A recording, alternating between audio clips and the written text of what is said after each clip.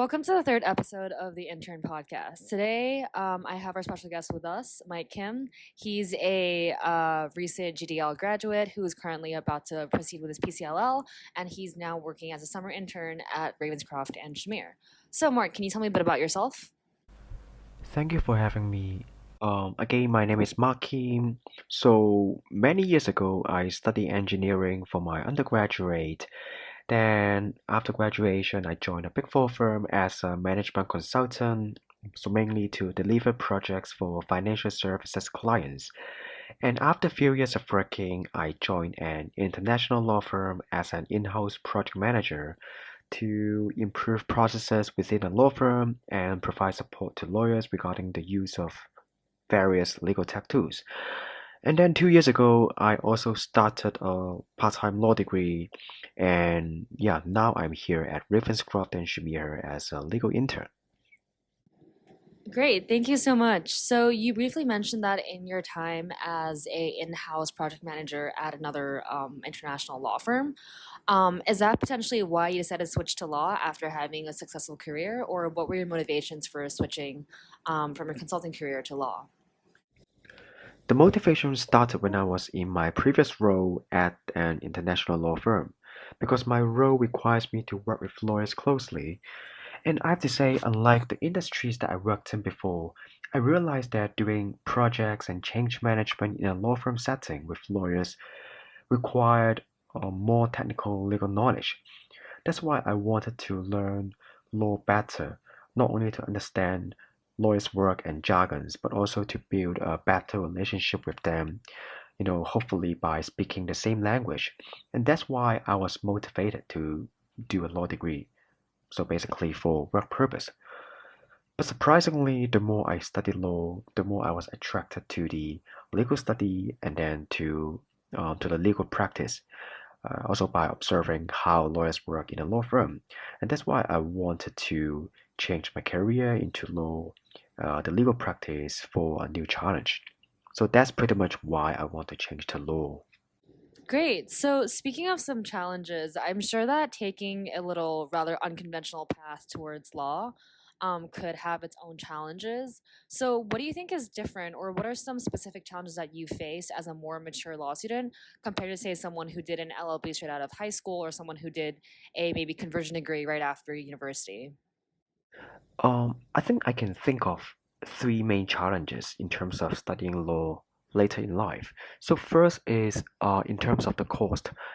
I mean, apparently law school is by no means cheap. So even if you have been working for a few years and have some savings, it is still quite a lot of money to spend on. And if you're not ready to pay the fee, then I would say you may need to think twice before applying for law school. So that's the first challenge that I can think of. Then, secondly, I would say the biggest challenge is in terms of time, because it is famous that law school requires an extremely high workload. So I would say it is not a discipline that you can wait until a few days or weeks before the exams to cram everything to your brain, hoping to pass the exams, right? So the implication is that you are always expected to invest a huge amount of time in law school. And the reason why I'm saying this is I believe many students, like my case, are mature students who are doing law school part time. So it means many of them have a full time day job and they can only study at night after work. So effectively, the actual time that is available for studying is even more limited. So therefore, you always have to be efficient and you are expected to sometimes, I mean, unfortunately, to sacrifice your leisure time and hobbies. Yeah, so that's another challenge that I can think of. And of course, another challenge similarly is that law school is quite physically demanding. So for example, imagine that you have to sacrifice 1 or 2 hours of sleep every day for, a few years. So I believe you do require a good stamina to withstand the workload and, the fact that you are always lack of sleep. And I mean, this may be even more demanding if you already have some life responsibilities like taking care of your family, etc. So these are the obvious challenges for any person who wants to study law later in life, in my opinion. Thank you for talking to us about the sort of more challenge, the set of challenges you faced as a mature student. Now, to flip the script, what do you think are some advantages of studying law later in life? Um, I mean, that's a good question again. So I would say there are two main advantages that I can think of when we are moving into the legal industry later in our life. So first is in terms of your previous job experience. So what I'm saying is that I think for people like us, we can always leverage our previous expertise, skill sets, or some sort of specialization and let it become our niche when we become a legal professional. So for example, if we used to work in the finance or business industry, then yeah, maybe it would be easier for us to move into the corporate and commercial law area. Or if we used to be, say, a civil engineer, right, then it might be easier for you to do construction law because you know the industry inside out.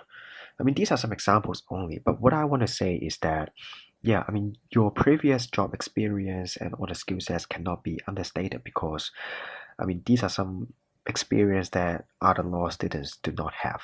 So you should make good use of it. Then the second advantage that I can think of is your soft skills that you have acquired in your previous, work or career. So what I'm saying is that um, because we have been working for a few years, right, then you should be more familiar with how to act professionally and properly in the workplace, how to communicate with your colleagues or your supervisors properly again. And for example, you know how to deal with difficult clients or stakeholders, or how to stay calm when you are under pressure. And more importantly, I already have a fair understanding of how different companies operate and experience, various working environment and cultures. So I think that make it easier for me to adapt to the legal practice slightly better. So these are the two advantages that I can think of when people move into the legal practice later in life. Great, thank you so much. So, after talking a bit about your background, I have to ask, why are you doing a legal internship as someone who was previously working in the legal tech field? Do you think there's a big difference between what you were doing and what you're doing now?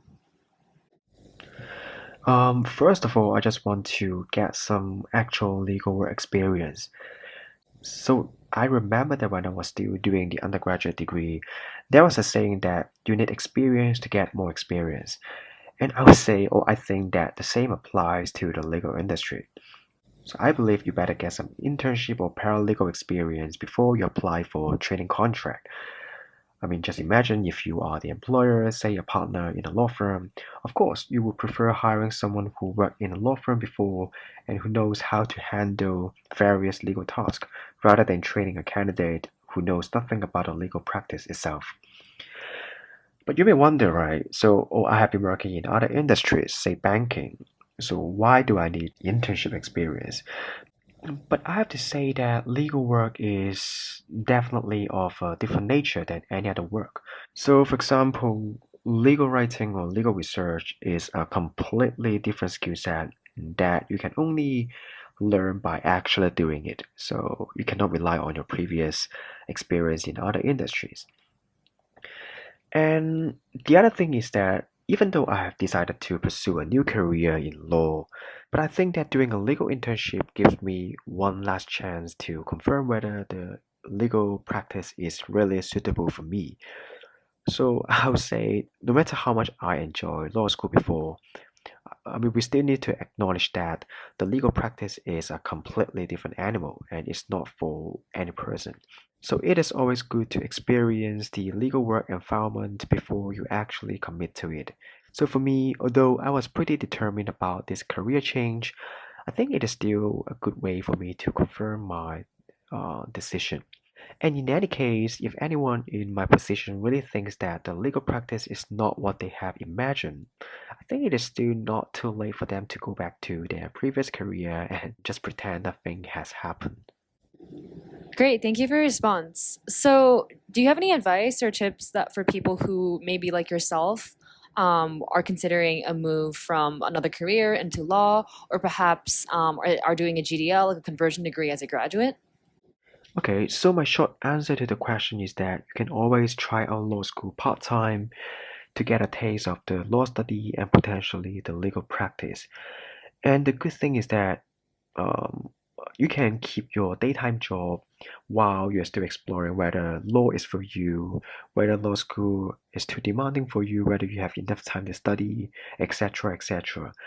And yeah, so let's say if law isn't what you expect, then you can drop out anytime without giving up too much. But if you actually enjoy law, right, then yeah, you can decide to commit full-time study. So the point is that you can make a more balanced decision before you actually commit to law school, the legal practice, so basically a completely different career. So that can give yourself a leeway when things do not go as you imagine. Great. So, law school aside, do you have any advice for interns who are mature students? Because I understand that perhaps being an intern after working a full time job can be quite different, and there can be a little bit of a change. So, what's your advice for that? Um, I think I only have one piece of advice if you want to become an intern as a relatively more mature student, which is to always stay humble. So what I mean by that is to do whatever work is given to you anytime. Because for people like us, the point is we are arguably more experienced than others. So sometimes it might be a bit harder for us to let go of our ego. But the way I approach it is that I try to treat any task as a new learning opportunity. So, for example, I'm often being asked to scan documents for other lawyers or do some sort of bundling work or some paperwork. That might sound a little bit boring for experienced people. But for me, I would always ask myself, what is this case about? Why am I doing this task? And how can I make lawyer's life easier? And I think ultimately, your perspective should not be about the difficulty of the task that you are asked to do, but more about what I should learn and how I can prepare myself to become a better trainee solicitor after graduation. And these are the things that can only be learned during the internship. And when you have that mindset and try to be humble, then I think you'll be able to achieve your goal to become a better lawyer in the future slightly easily. Great. Thank you so much. Any final words for our audience today?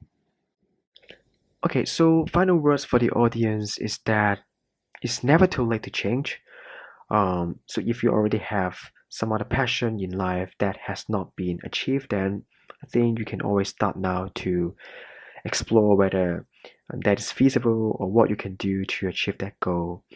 And the other thing is don't be confined by the rules set by others because I think many people are saying that, oh, you need to get a stable job by the age of 35, you have to be married by then, you need to get a house, get a car, a lot of investment.